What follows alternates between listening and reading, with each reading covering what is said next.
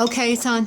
All right, so Vanessa and Sasha, this is, focus here, Joanne.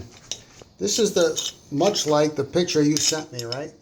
You got this little decorative nut down here and this little piece here. Take that apart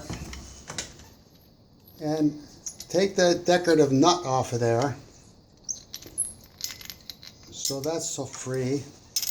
Now see, focus up here, Joanne.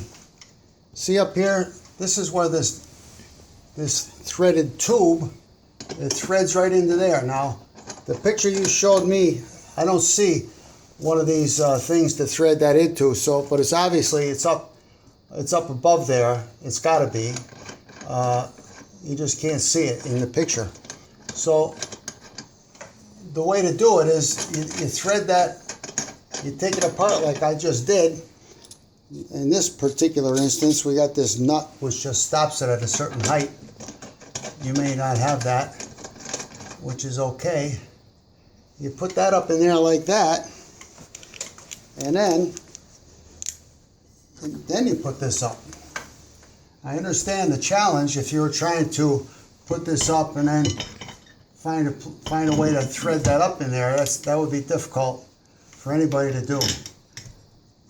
So you see how that works?